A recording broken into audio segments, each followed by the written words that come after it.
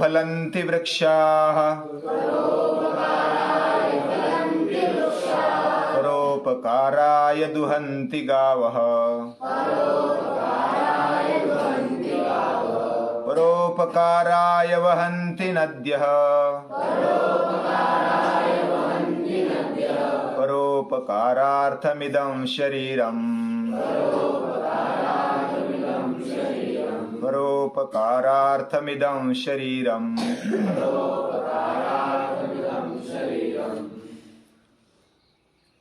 सिद्धाश्रम में यज्ञ की रक्षा करने के बाद अलग अलग ऋषि यज्ञ कार्य में मग्न थे और उस यज्ञ कार्य की रक्षा करने के बाद विश्वामित्र महर्षि राजर्षि बोलते हैं कि हम अभी कहाँ जा रहे हैं? हम अभी मिथिला नगरी की ओर जा रहे हैं। और क्यों जा रहे हैं? कि हमें वो धनुष्य देखना है। धनुष्य बहुत ही अद्भुत है, वो कोई भी उठा नहीं सकता है। उसकी जड़न गड़न कैसी है उसका पूरा इतिहास बताया है।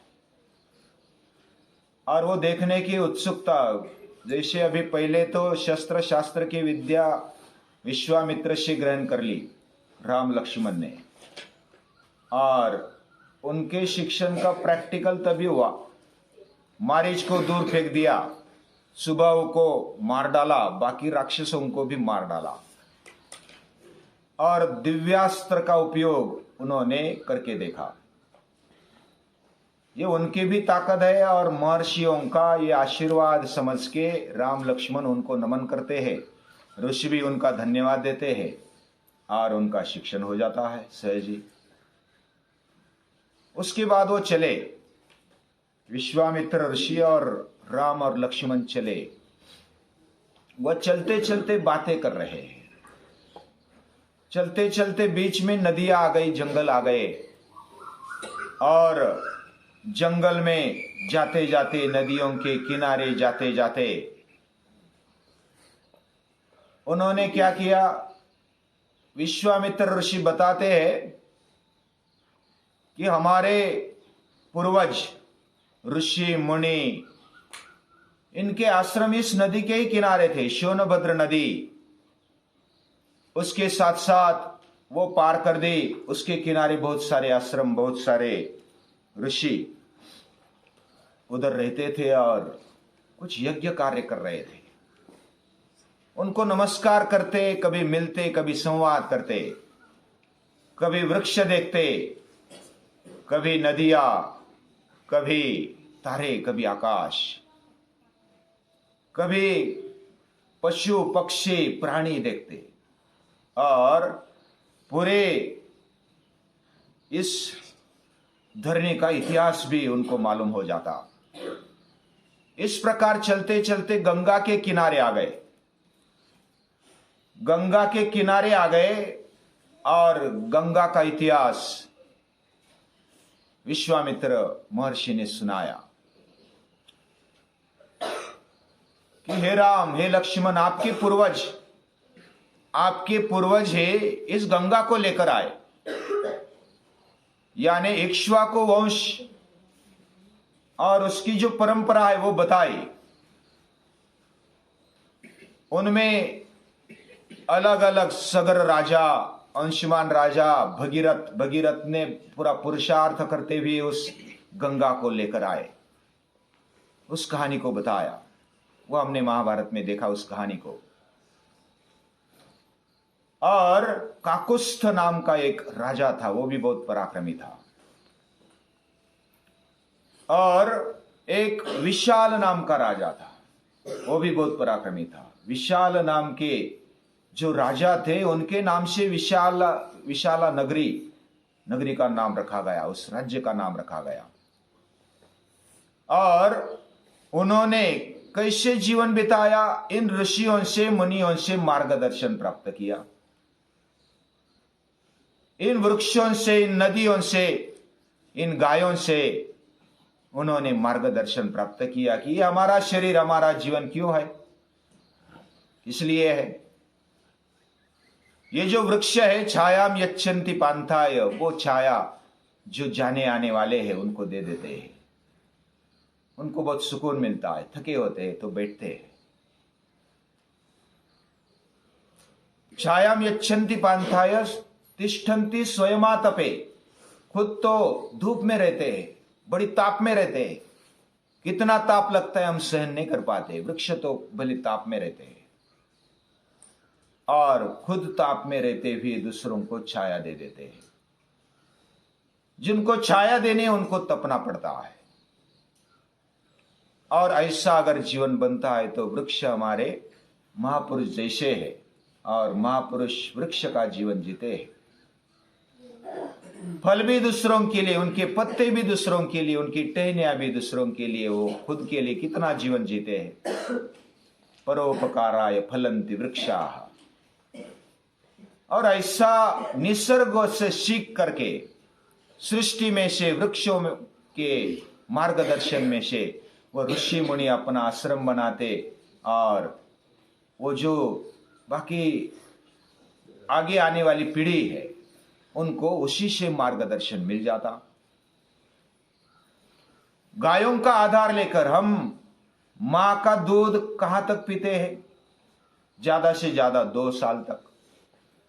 लेकिन गाय का दूध कहां तक पीते हैं? मरते दम तक। हम जब तक नहीं मरते तब तक दूध पीते हैं, तब तक घी खाते हैं, तब तक उनका गोबर होता है, मूत्र होता है, उनसे हमारी खेती करते हैं। वो बड़ी सुजलाम सुफलाम होती है। गाय का बहुत ही महत्व है। हमारे ऋषियों ने कहा, गायों में अग्रतः संतु, गायों मेरे सामने हो, गायों में संतु पृष्ठतः, गाय मेरे पीछे भी हो, आगे भी हो। गायों में हृदय संतु, गाय मेरे बीच में हो, हृदय में हो। गाय का स्थान मां से भी ऊंचा है, वह गौ माता है। गवाम मध्य वसाम्य हम, मैं गायों में रहता हूं। ये भूषण था, अलंकार था। अभी गाय का गोबर उठाने में शर्म आती है किसी किसी को। गाय ऐसा प्राणी है, उनके आसपास रहेंगे तो भरपूर मात्रा में ऑक्सीजन मिलता है। मैंने एक बार कहा था कि जब भोपाल में एक गैस दुर्घटना हो गई, शायद 1993 में, और उस समय 3-4 हजार लोग जगह पर मर गए। गैस, वो विषैली गैस थी ना, वो मर गए। लेकिन बीच में, उन भोपाल के बीच में, भोपाल ये मध्य प्रदेश में, उधर जिधर गैस दुर्घटना हो गई उसके आसपास का लगभग बहुत सारा एरिया, यानी आदमी मर गए, प्राणी मर गए, बहुत सारी हानि हो गई, कोई विकलांग हो गए। लेकिन बीच में एक ऐसा ये था, वाड़ा था, और उधर एक पीपल का वृक्ष था, और उस वाड़े में गोबर से लिपा हुआ था। बाकी लोग आसपास के पूरे मर गए, लेकिन उस वाड़े में से वो पूरा पीपल का वृक्ष काला पड़ गया। और वहां के जो लोग थे रहने वाले, उनको थोड़ी खांसी हो गई, तकलीफ तो हुई, लेकिन वो जिंदा रहे। आसपास के पूरे मर गए और वो जिंदा रहे। इसका कारण बाद में शोधा तो जो गोबर है उनमें जो हानिकारक रेडिएशन निकलता है बाकी वायु से, विषैली वायु से, और इतना ही नहीं, परमाणु बम से भी जो विषैले किरण निकलते उनको भी शोषने की शक्ति गोबर में होती है।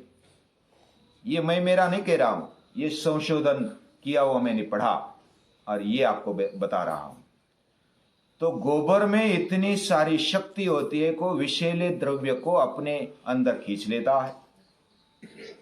गोमूत्र में इतनी ताकत है कि हमारे शरीर को, त्वचा को निरोगी बना देता है। बहुत बड़ी बड़ी महारोग भी मिटा देता है। पंचगव्य का प्रयोग बहुत जगह पर अभी हो रहा है, प्रयोग भी हो रहे हैं। पंचगव्य यानी गोबर, गोमूत्र, दूध, दही और घी, ये पंचगव्य हुआ, और इसका उपयोग करते हैं। ये बाद में देखेंगे, जब आयुर्वेद का या तो कुछ ऐसा निसर्ग का अभ्यास करेंगे तो बाद में देखेंगे। लेकिन गाय हमें कितनी सिखाती है। वह स्वयं चरने जाती है, जैसे राम के पूर्वजों ने ही गाय की सेवा की, नंदिनी की सेवा की, और नंदिनी की सेवा करते हुए दिलीप राजा और सुदक्षिणा को पुत्र प्राप्ति हो गई। कौन सा पुत्र हुआ मालूम है? रघु राजा, बराबर। रघु राजा का जन्म नंदिनी के आशीर्वाद से हुआ। नंदिनी यानी कामधेनु की बच्ची, कामधेनु की बेटी।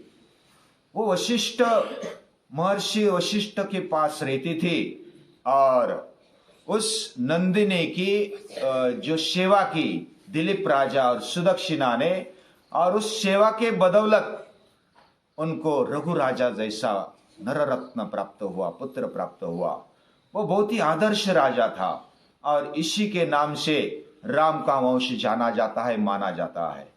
वह रघुवंश, वह रघुकुल रीति सदा चली आई, प्राण जाए बरु वचन न जाए।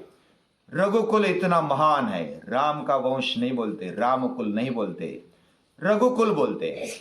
ये बहुत बड़ी बात है। और उस रघु राजा का जन्म गाय की कृपा से हुआ है, गाय के आशीर्वाद से हुआ है। अभी जो दिलीप राजा और सुदक्षिणा, वो बहुत ही ताकतवर थे। उनको पुत्र हो नहीं सकता था ऐसी बात नहीं है, लेकिन पुत्र ऐसा चाहिए था जो सर्वगुण संपन्न हो। और वो कैसे हो जाए? तो हमारा बीज रहता है वीर्य में। सप्त धातु हमने देखे, रस, रक्त, मांस, मेद, अस्थि, मज्जा, शुक्र, और शुक्र ही हमारा बीज है, वीर्य उसको बोलते हैं। और वो वीर्यवान था, पहले ही सम्राट बन चुका था दिलीप राजा। और इतना होते हुए भी मुझे ऐसा ही पुत्र नहीं चाहिए जो जिया, खाया पिया, मौज मजा की और मर गया। ऐसा पुत्र मुझे नहीं चाहिए। मुझे कैसा पुत्र चाहिए? मुझे संस्कृति का कार्य करने वाला पुत्र चाहिए, बलवान चाहिए, शरीर से मजबूत चाहिए, मन से भी मक्कम चाहिए, बुद्धि से प्रगल्भ विवेक करने वाला होना चाहिए, और खुद अपने बलबूतों पर खड़ा रहे, सभी को खड़ा करे, ऐसी ताकत रखने वाला होना चाहिए। तो इस वजह से वो महर्षि वशिष्ठ के पास जाते, वो ब्रह्मर्षि है। उनके पास जाकर के बोलते कि हमारी ये कामना है कि हमें पुत्र हो, पुत्र कामेष्टि यज्ञ करना है। लेकिन पहले क्या करना चाहिए? जो संस्कार होते वो खून में आने चाहिए, खून का ही बीज बनता है। रस, रक्त, मांस, मेद, अस्थि, मज्जा, शुक्र, ये हम जो खाते पीते हैं उसका रस बनता है। रस से रक्त, फिर अलग अलग धातु बन करके फिर शुक्र बनता है, वीर्य बनता है। यह ऐसा बीज निर्माण हो, बीज अगर शुद्ध है तो उसका फल भी अच्छा होता है। विशुद्ध बीजापोटी फले रसाळ गोमटी, ऐसा मराठी में कहते हैं। हमारा जीवन ऐसा ही हो और हमारे पुत्र का जीवन ऐसा ही हो, ऐसा वो चाहते हैं। और दिलीप राजा, सुदक्षिणा पत्नी जो उनकी रानी है, वो वशिष्ठ मुनि के पास, महर्षि के पास जाते और सेवा करते उनके आशीर्वाद से। वो कहानी हमने सुनी थोड़ी सी। उसके बाद जो ऋषि मुनि, वैसा वो उनके पूर्वजों का इतिहास बताया। वृक्ष कैसे अपना जीवन जीते हैं, नदी कैसे अपना जीवन जीती है, गाय कैसे अपना जीवन जीती है। नदियों के बारे में जो कहा, नदी बहती है, नदी देखी है ना सबने, नदी बहती है, बहुत ही शुद्ध होती है। बहने वाली नदी वेगे न शुद्धति, नदी का वेग होता है, प्रवाह होता है तो वो शुद्ध बनते जाती। कितना भी गटार छोड़ दो, गटार भी शुद्ध करने की ताकत नदी में होती है। विष भी पचाने की ताकत जमीन में होती है, पानी में होती है, लेकिन वो बहता हुआ होना चाहिए। हमारा भी जीवन बहता हुआ होना चाहिए। उस बहते हुए पानी को जगह हम अलग अलग जगह पर अगर घुमाते हैं तो पूरा जमीन, पूरी पृथ्वी सुजलाम सुफलाम कर देते हैं। यानी नदियों के किनारे पूरा सुजलाम सुफलाम है, हरा भरा है। और ऐसा वातावरण नदियों के किनारे देखने को मिलता है। पूरी पृथ्वी स्वर्ग जैसी बनती है नदियों के किनारे। तो ऐसा स्वर्ग जैसा हमारा जीवन बनना चाहिए, और ये पुरुषार्थ से बनता है, यही पुरुषार्थ है।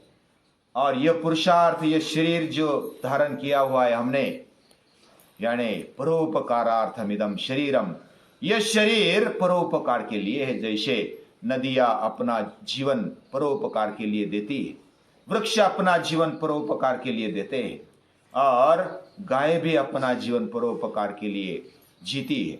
ऐसा ही हमारा शरीर परोपकार के लिए हो, ऐसे राम लक्ष्मण को बताते बताते वो आगे चलते हैं। और आगे चल करके फिर गंगा नदी को पार किया, सोनभद्र नदी को पार किया, फिर अयोध्या नगरी से फिर मिथिला नगरी की ओर वो जा रहे हैं।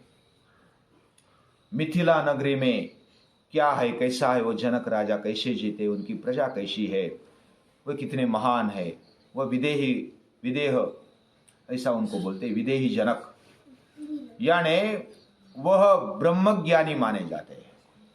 उनका जीवन कैसा है, क्या है, वो हम बाद में देखेंगे। आज के लिए इतना ही।